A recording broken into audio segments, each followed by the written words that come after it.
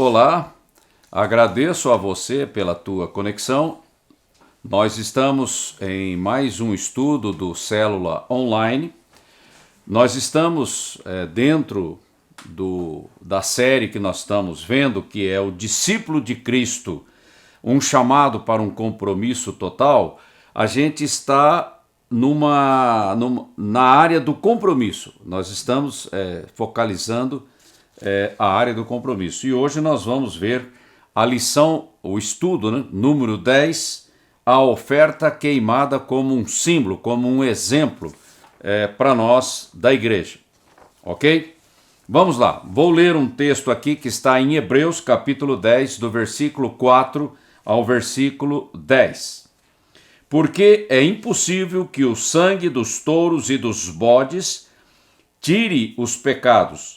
Por isso, entrando no mundo, diz: sacrifício e oferta não quiseste, mas corpo me preparaste. Holocaustos e oblações pelo pecado não te agradaram. Então disse: eis aqui venho, no princípio do livro está escrito de mim, para fazer, ó Deus, a tua vontade. Simbolizando Cristo falando a respeito da sua vinda como o Cordeiro de Deus que tira o pecado do mundo. Como acima diz: sacrifício e oferta e holocaustos e oblações pelo pecado não quiseste, nem te agradaram, os quais se oferecem segundo a lei mosaica.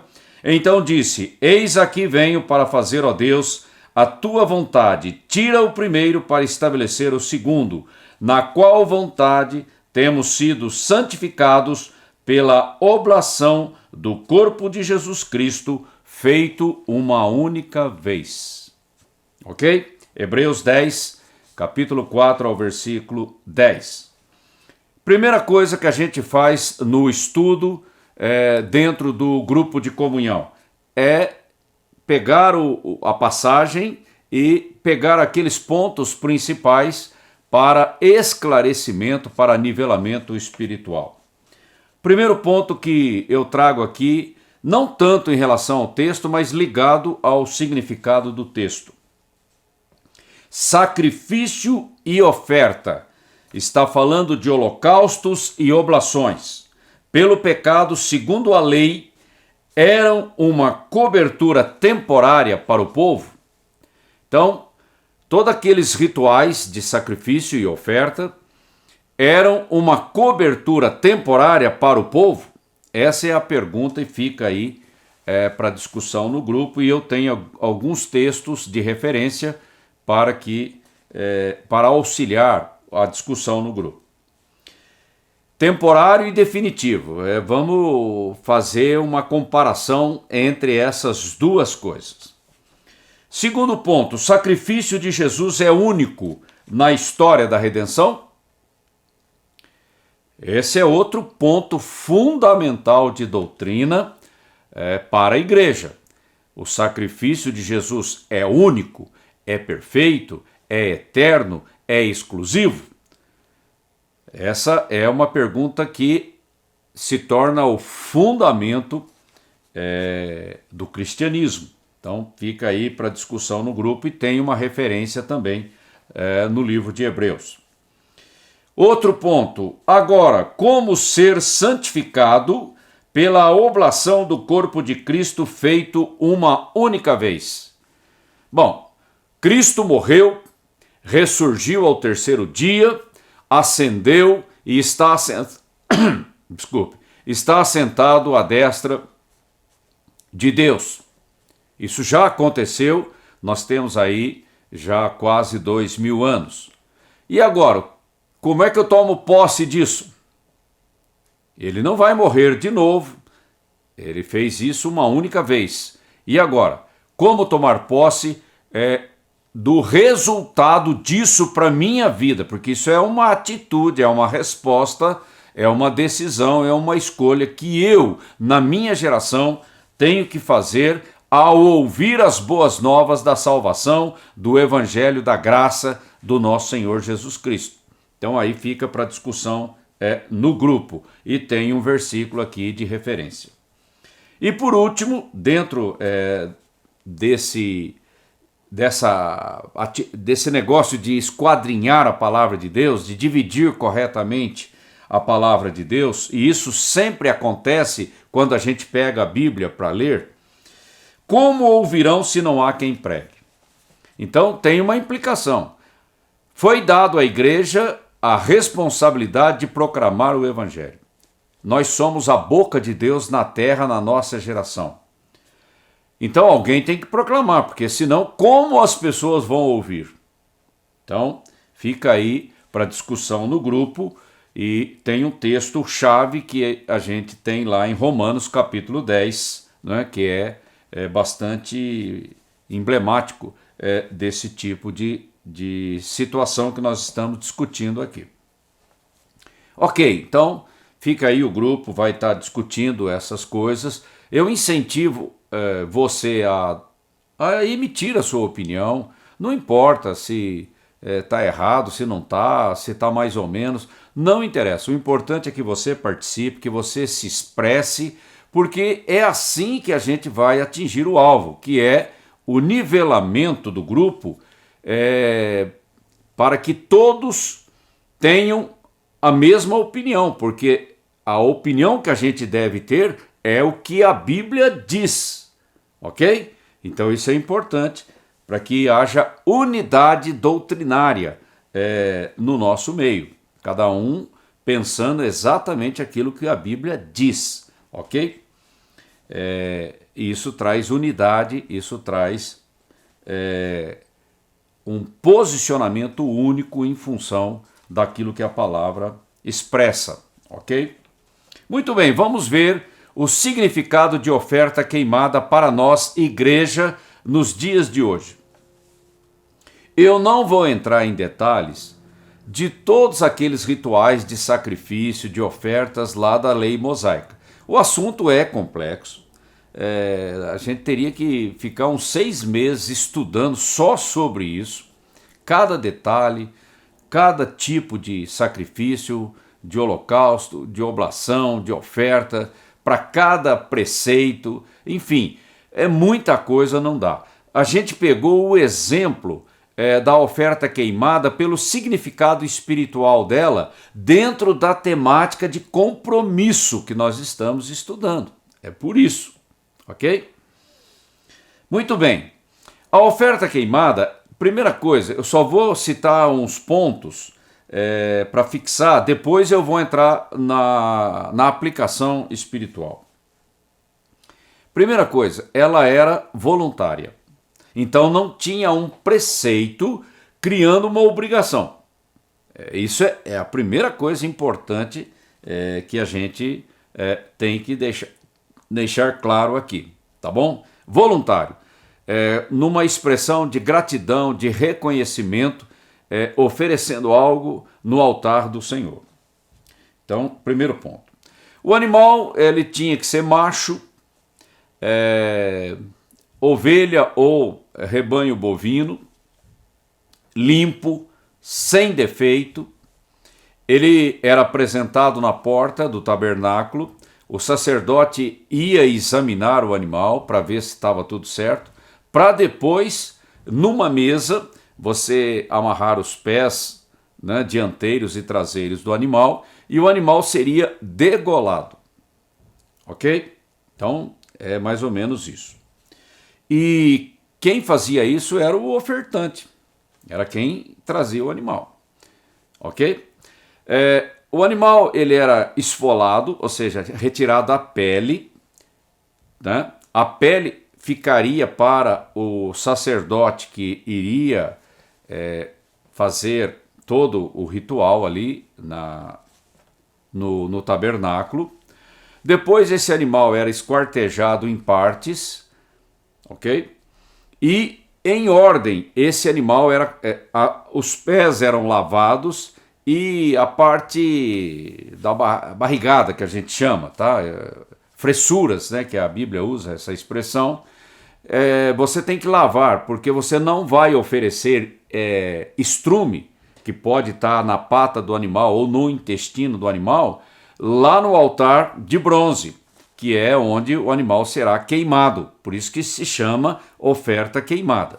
Então era lavado, aí depois em ordem, isso era colocado no altar de bronze para queimar, e queimaria até virar cinza, ou seja, uma queima total. Mas quando o animal era degolado, o sangue recolhido era aspergido no entorno do altar de bronze. Era mais ou menos esse o ritual. E outro aspecto importante, além de ser voluntário, ele teria que ser feito de forma organizada, tem uma ordem.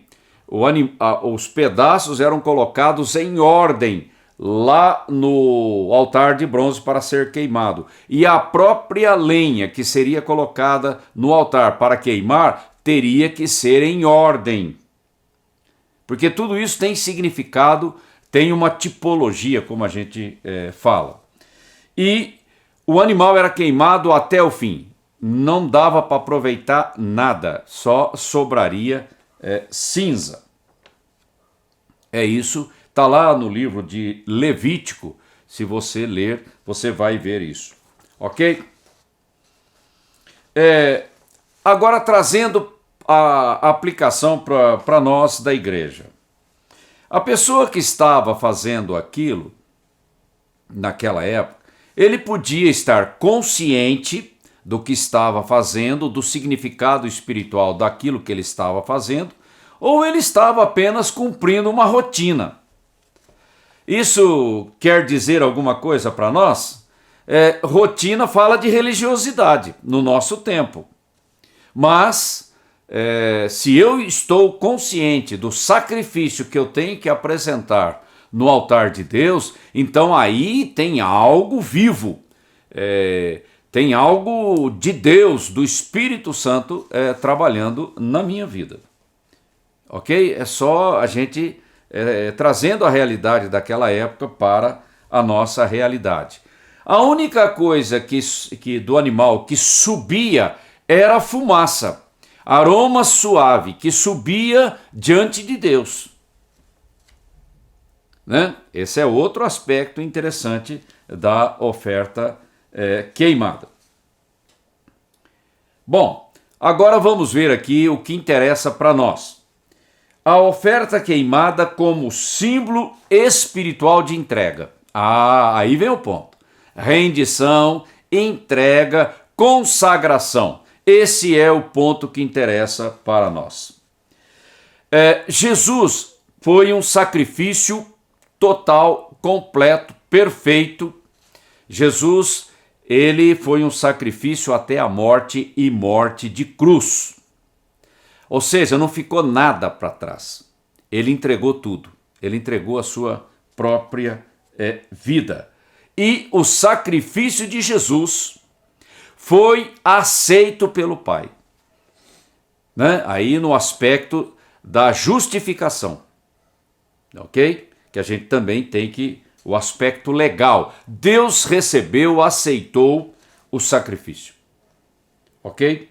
O aroma subiu até Deus e Deus aceitou o sacrifício. Ou seja, cumpriu os requisitos da exigência da justiça divina.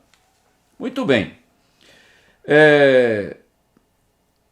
Trazendo para o nosso tempo, a gente olha para Romanos, capítulo 12, versículo 1, aonde o apóstolo diz, apresentando a vossa vida, o vosso corpo, como sacrifício santo, vivo e agradável a Deus, no altar de Deus. Agora é a minha vida que eu tenho que entregar ao Senhor. E eu tenho que atender o padrão do céu, não é o meu padrão. Então agora eu olho para a minha vida e áreas da minha vida eu começo a entregar para o Senhor.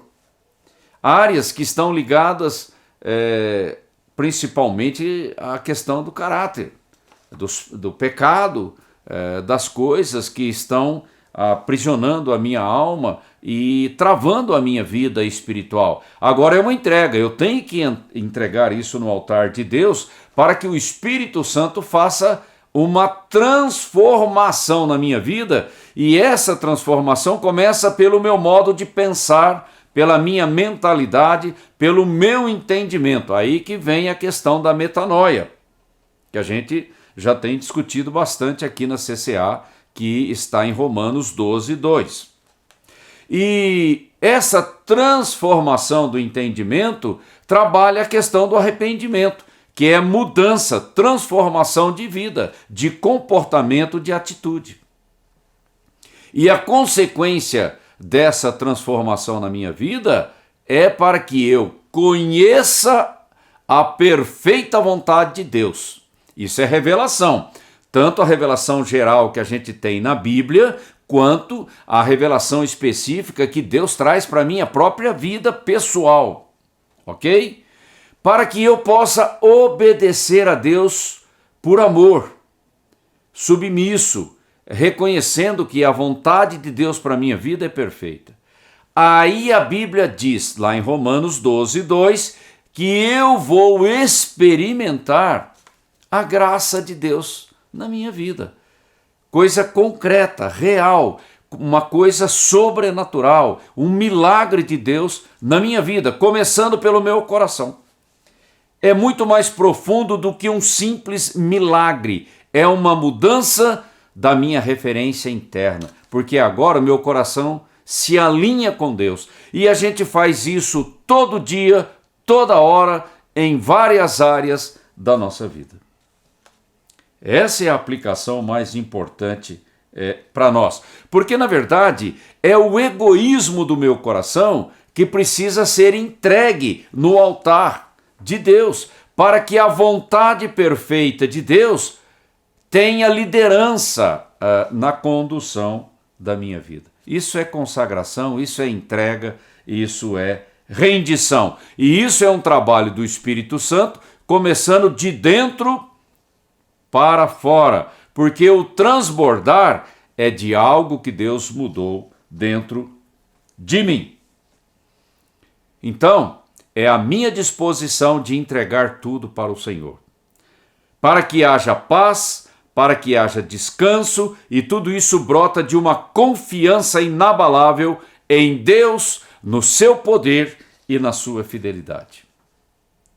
Então, a circunstância não vai me abalar, a circunstância não vai roubar a minha alegria, não vai roubar a minha paz, porque agora Deus me sustenta com a sua graça. Mas, como a gente já tem dito em vários estudos que nós temos trazido aqui para vocês, a graça só funciona aonde tem fé, aonde tem entrega.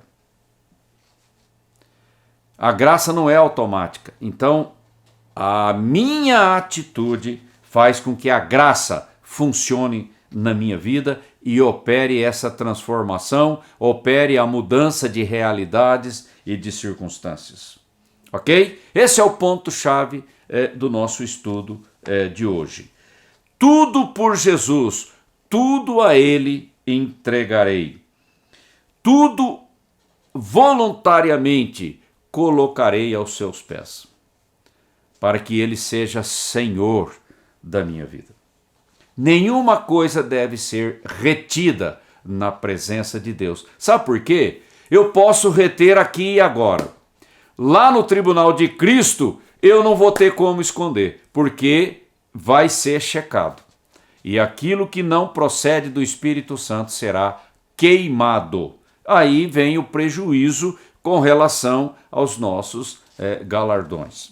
Então, não é tempo de ficar colocando coisinha debaixo do tapete, não. É tempo de abrir o coração e entregar tudo nas mãos do Senhor. Ok? Outro ponto e logo nós já estamos indo para a aplicação pessoal. Entregando tudo a cada dia para conhecer o poder da sua graça. Eu quero conhecer Deus, o poder da sua graça operando na minha vida, mas isso só acontece entregando.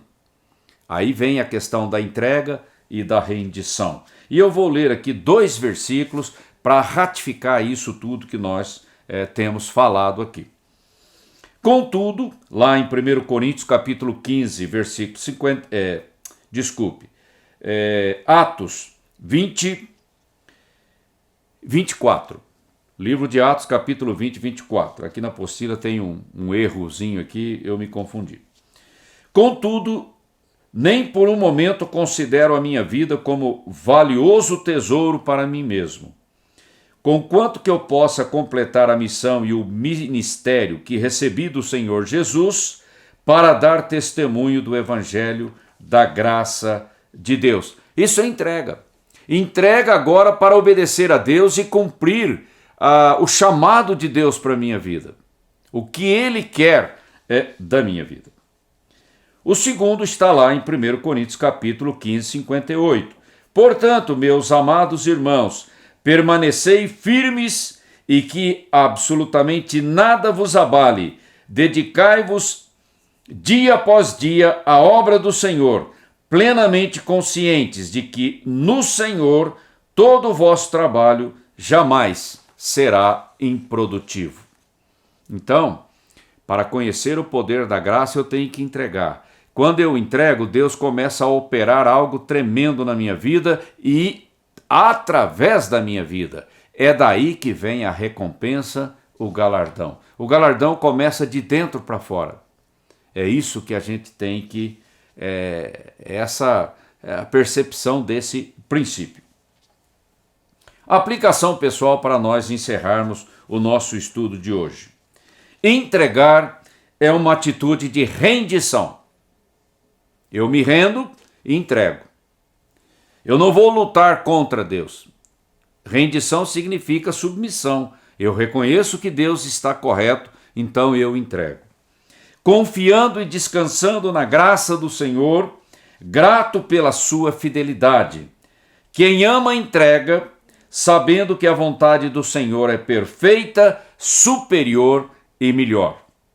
Quem ama entrega, ok? Quem ama não fica lutando com Deus. Ele simplesmente se rende, entrega e com gratidão no coração, porque somos motivados por amor. Aí vem a questão para minha reflexão e para a tua reflexão. Estou fazendo assim a cada dia, diante de cada situação? Ou eu estou racionalizando? A gente já viu essa questão de racionalizar, porque racionalizar tem a ver com desculpa, com justificativa e sair pela tangente. Isso não funciona diante de Deus. Só vai deixar o deserto um pouco mais comprido. Ou seja, não vale a pena. O melhor caminho é o caminho mais curto, é o caminho da rendição e da entrega. Ok? Agora, apenas incentivando vocês aí do grupo de comunhão. Participe das reuniões do seu grupo de comunhão, seja interativo e cooperativo, ore e lute pela unidade do grupo, não permita divisão no grupo de maneira nenhuma, porque a força da igreja vem da força do grupo de comunhão. Entre em contato com aqueles que estão faltando, veja qual é o motivo, visite, telefone, passe uma mensagem, se for preciso, preste assistência, vai lá, ore por ele, porque nós somos uma família, ok? Fale do grupo para outras pessoas, leve alguém com você, receba os novos calorosamente, por favor, isso é primário, é prioridade, ok? Para que ele se sinta bem, ele volte e esteja conosco, integrando a família CCA. Isso é nossa responsabilidade. Doe alimentos para a CCA, nós temos um trabalho de assistência social e a gente conta com as suas doações para manter esse trabalho. Chegue mais cedo na celebração para orar, para receber as pessoas, para ajudar naquilo que for necessário. É a cultura da honra, a cultura do voluntariado. Ok? Agradeço a você pela tua conexão, ouvindo o estudo, e eu conto com você na próxima semana. Tenha uma boa semana, Deus te abençoe.